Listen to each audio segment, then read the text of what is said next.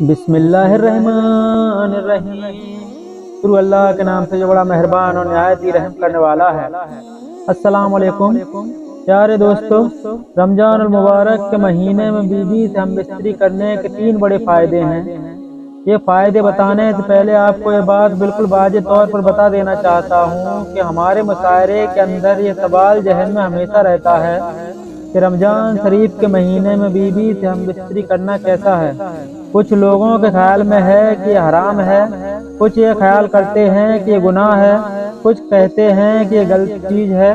اور کچھ تو یہ بھی کہتے ہیں کہ رمضان کے پورے مہینے اپنی بیوی سے ہم بستری نہیں کرنی چاہیے۔ لیکن پیارے دوستو،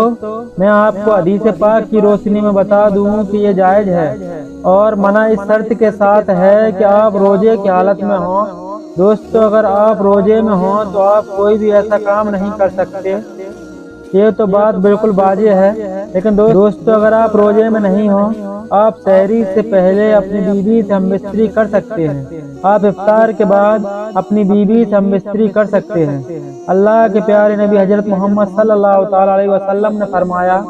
کہ روزے کی حالت میں اپنی بیوی سے جماع نہ کرو، اگر کیا تو روزہ ٹوٹ جائے گا اور اس سے سخت گناہ بھی ہوگا۔ جس طرح سے کھانے پینے سے روکا جاتا ہے، اسی طرح بیویوں کی خواہشات سے بھی پرہیز کیا جائے، یہ منع ہے۔ اب آپ کو بتاتے ہیں کہ رمضان کے مہینے میں بیوی سے ہم بستری کرنے کے 3 بڑے فائدے، یعنی رمضان کے مہینے میں بیوی سے ہم بستری کرنے کے 3 بڑے فائدے۔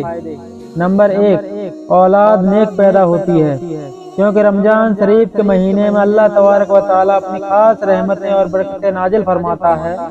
اور اس مہینے میں لوگ عبادت کرتے ہیں، نماز، روزہ اور اللہ کی عبادت میں مشغول رہتے ہیں۔ اس کی وجہ سے قلب روشن ہوتا ہے، قلب میں ایک نئی تازگی، ایمان میں ایک نئی حرارت پیدا ہوتی ہے۔ اس کی وجہ سے مرد اور عورت کے منی، یعنی جس منی سے اللہ تبارک و تعالیٰ انسان کا وجود ظاہر کرتا ہے، تو اس منی میں نخار پیدا کر دیتا ہے۔ دوستو، اللہ والے اور اللہ والی جن کی اولاد بھی نیک ہوا کرتی ہیں، تو اس کی وجہ صرف اور صرف یہ ہوتی ہے کہ عبادت کرتے رہتے ہیں، یہ پاک رہتے ہیں، یہ گناہ سے پاک رہتے ہیں، یہ گناہ کے قریب نہیں جاتے، جس کی وجہ سے ان کا قلب تو روشن ہوتا ہی ہے، ان کا ایمان بھی ایک دم نورانی ہوتا ہے اور ایک دم مضبوط ہوتا ہے۔ اس کے علاوہ اسے اللہ تبارک و تعالیٰ اس کے منی کو بھی نکھار دیتا ہے، جس کے ذریعے ان کی ہونے والی اولاد نیک پیدا ہوتی ہے۔ اس میں نیک تاثرات پیدا فرماتا ہے، اچھے تاثرات پیدا ہوتے ہیں، جس کے ذریعے اولاد نیک پیدا ہوتی ہے، تو عبادت کے ذریعے سے اس مخصوص پانی میں نخار پیدا ہوتا ہے، اور اس لیے اولاد نیک پیدا ہونے کی کافی حد تک یقین رہتا ہے۔ نمبر 2، یعنی دوسرا بڑا فائدہ کہ رمضان شریف کے مہینے میں بیوی سے ہم بستری کرنے سے، یعنی کہ جمع کرنے سے شیطان کے تاثرات سے میاں بیوی محفوظ رہتے ہیں۔ اب اس کا خلاصہ یہ ہے کہ رمضان مبارک کے علاوہ اور دنوں میں شیطان بیوی کے کمرے میں داخل ہو جاتا ہے، جہاں میاں بیوی اپنی خواہشات کو پورا کر رہے ہوتے ہیں، وہاں وہ داخل ہو جاتا ہے اور اپنے تاثرات بیوی کے شکم میں، یعنی پیٹ میں داخل کر دیتا ہے اور اپنی شرارت کرتا ہے، جس کی وجہ سے شیطانی شرارتوں والی اولاد پیدا ہوتی ہے۔ اب آپ سوچ رہے ہوں گے کہ ایسا کیسے ہو سکتا ہے، تو ہم آپ کو بتا دیں کہ اللہ کے محبوب اور ہمارے پیارے نبی حضرت محمد مصطفیٰ صلی اللہ علیہ وسلم نے ارشاد فرمایا کہ شیطان تمہارا کھلا دشمن ہے۔ جب بچہ پیدا ہوتا ہے تب شیطان آ جاتا ہے بچے کو پریشان کرنے کے لیے اور اس کے ساتھ شرارت کرتا ہے۔ بچہ کافی پریشان رہتا ہے، تو اس لیے بچے کی پیدائش پر اذان پڑھنی چاہیے تاکہ بچے کو راحت مل سکے اور شیطان بھاگ جائے۔ اللہ کے نبی حضرت محمد مصطفیٰ صلی اللہ علیہ وسلم نے ارشاد فرمایا کہ اذان پڑھنے سے شیطان کافی حد تک، کافی میل دور بھاگ جاتا ہے، اس لیے اذان پڑھنے میں دیری نہ کی جائے۔ بچے کی جیسے ہی پیدائش ہو تو اسی وقت اذان پڑھ دیا جائے۔ جب موت کا وقت قریب آ جاتا ہے تب بھی شیطان اپنی شرارت سے باز نہیں آتا، وہاں پر بھی وہ آ جاتا ہے، تب بھی اس کو پریشان کرتا ہے، یعنی مرنے والے کو پریشان کرتا ہے، تاکہ اس کی زبان سے کچھ نہ کچھ نہ نکلے، یعنی کلمہ طیبہ اس کی زبان سے نہ نکلے۔ اس لیے وہاں پر جو لوگ موجود ہوتے ہیں تو وہ کلمہ شریف کو زور زور سے پڑھتے ہیں تاکہ مرنے والے کو کلمہ یاد آ جائے اور وہ سن کر کلمہ پڑھ لے۔ اور جب انتقال ہو جاتا ہے تب بھی وہ شیطان پیچھا نہیں چھوڑتا، قبر کے اندر بھی آ جاتا ہے، اس کو بہکانے کے لیے، پریشان کرنے کے لیے شرارتیں کرتا ہے تاکہ یہ سوالوں سے ٹھیک ٹھیک جواب نہ دے سکے۔ تو اللہ کے رسول صلی اللہ علیہ وسلم نے ارشاد فرمایا کہ اذان کی آواز سن کر شیطان میلوں دور بھاگ جاتا ہے، جس کی وجہ سے قبرستان میں اذان پڑھی جاتی ہے اور مردے کو کافی راحت ملتی ہے۔ اسی طرح جب میاں بیوی ملاقات کرتے ہیں یعنی خصوصی ملاقات، تو اس دوران بھی شیطان اپنی شرارت سے باز نہیں آتا اور وہ اندر آ جاتا ہے اور پریشان کرتا ہے اور اپنے تاثرات اندر داخل کرنے کی پوری کوشش کرتا ہے۔ اس سے بچنے کے لیے بھی اللہ کے رسول صلی اللہ تعالی علیہ وسلم نے دعا بتائی ہے کہ میاں بیوی جب صحبت کرنے کے وقت یہ دعا پڑھ لیں تو شیطان ان کا کچھ نہیں بگاڑ پائے گا۔ تو وہ دعا کیا ہے، آئیے ہم آپ کو بتاتے ہیں۔ بسم اللہ اللہم جنبنا الشیطان وجنب الشیطان ما رزقتنا۔ ایک بار پھر سن لیجئے،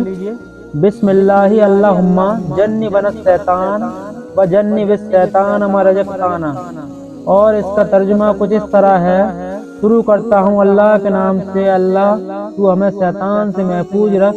اور شیطان کو اس چیز سے دور رکھ جو تو ہمیں عطا کرے یعنی اولاد۔ اور اس بات کا خلاصہ یہ ہے کہ شیطان رمضان مبارک کے علاوہ اور باقی مہینوں میں میاں بیوی کے درمیان حائل ہو جاتا ہے اور ان کے درمیان اثرات چھوڑنے کی کوشش کرتا ہے۔ اس سے بچنے کے لیے ہر انسان کو یہ دعا ضرور پڑھنی چاہیے، اور رمضان کے مہینے میں ہم بستری کرنے سے نیک اولاد پیدا ہونے کی امید بڑھ جاتی ہے، کیونکہ اللہ کے پیارے نبی صلی اللہ تعالی علیہ وسلم نے ارشاد فرمایا